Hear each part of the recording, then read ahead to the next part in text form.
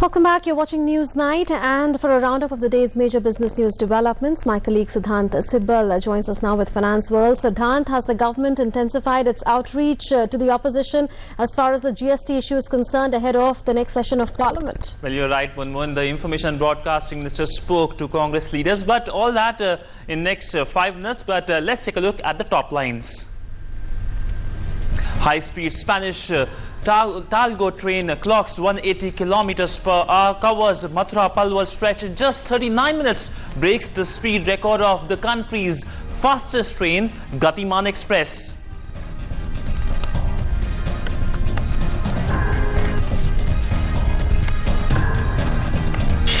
WPI inflation comes at 1.62% for the month of June.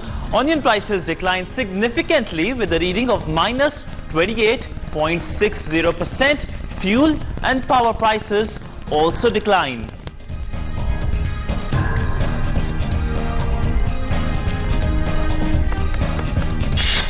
Agreement signed between Indian Railway Stations Development Corporation Limited and Bansal Group for the development of Habibganj Railway Station.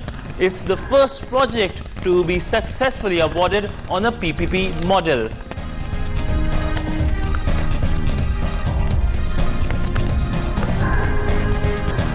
Banks go to Supreme Court against Vijay Mallya for contempt of court over non-disclosure of assets.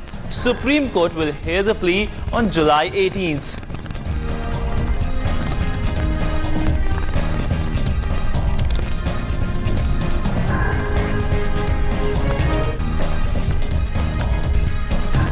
And markets end in green. Nifty hits highest in over 11 months, reclaims 8,550 levels. Sensex gains 127 points on global cues.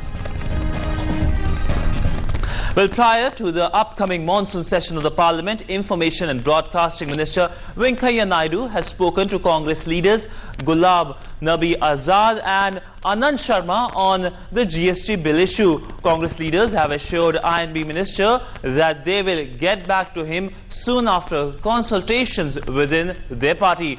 Monsoon session will start from 18th of July. Well, Finance Minister Arun Jaitley today said that income declaration scheme is a part of the government strategy through which people can come clean and their books can be clean, the accounting books can be clean. This comes on the day when the government revised the time schedule for making payments under the scheme. A report. The government has extended the deadline for payment of tax and penalty under the black money disclosure scheme and has allowed declarants to pay the amount in 3 installments by 30th of September next year. The first installment of 25% under the income declaration scheme 2016 will have to be paid by November 2016, followed by another installment of 25% by March 31st, 2017. The remaining amount will have to be paid to the Exchequer by 30th of September 2017. Earlier, speaking on the income declaration scheme, Finance Minister said that the scheme provides absolute secrecy of the names of people who will avail the scheme. There are statutory provisions in the Income Tax Act that an assessee's return is a privileged document and therefore his assessment proceedings, that privilege will have to be maintained. So even when issues have been raised in Parliament and Parliament members have demanded statements with regard to some controversial cases, I've stood up and said, sorry, I can't disclose it because there's a statutory bar. Finance Minister Arun Jaitley said that the government will provide globally competitive tax rates and maintain stability in tax policy. We have been trying to gradually maintain the stability of the tax policy, and one of the efforts is that corporate tax must be brought down to globally competitive rates, because assessees world over are going to look into at every jurisdiction before investing. Why should they invest in jurisdiction where they have to pay higher rates of taxation? The development comes on a day when Income Tax Department came out with a 4th set of clarifications on the income declaration scheme on queries seeking to know if the payment under the scheme can be made out. The government clarified that black money declarants using the one-time compliance window cannot pay tax and penalty from undisclosed income to bring down their liability, and such acts will not be given any immunity.